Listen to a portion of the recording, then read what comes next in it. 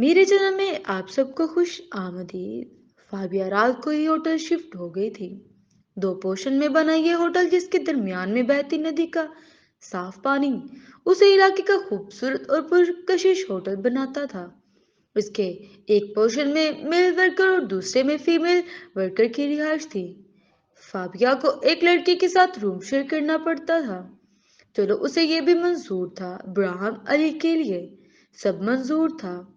उसे वो दिल के आगे दिमाग ऐशो इशरत और आराम की नहीं सुन सकती थी। वो इन कठिन राहों पर कदम रखना शुरू कर चुकी थी, जिनसे वापसी फकत मुश्किल नहीं बल्कि नामुमकिन थी।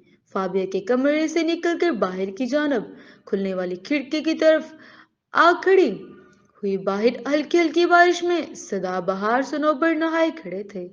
वो खिड़की से हाथ बढ़ाकर बारिश को महसूस करने लगी।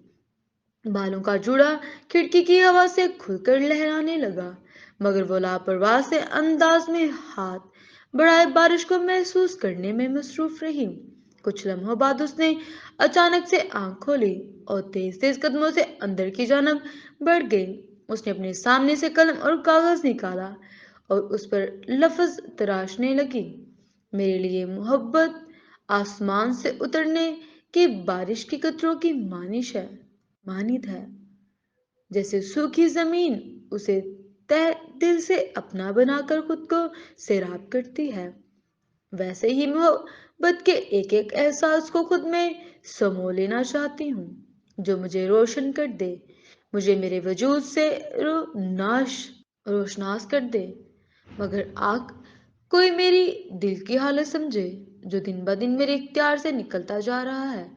उसने कलम कागज वापस रखा और उठ खिड़की तरफ आई और खड़ी हुई, क्योंकि इन्हें थोड़ी देर के बाद नॉर्मल आर्ट गैलरी चलने की तैयारी करनी थी, जो कि मैम जरीना का हुक्म था। और तुम याद रखना बच्चे, हमारा सबसे अच्छा दोस्त हम खुद होते हैं, जो बिला झिझक हर राज, हर फिक्र, हर बात, हर जज्बात खुद से आसानी से शेयर कर सकते हैं। इससे अपना गम खुद से बांटना सीखो, क्योंकि अवाम इसका तमाशा बनाने में देर नहीं करती।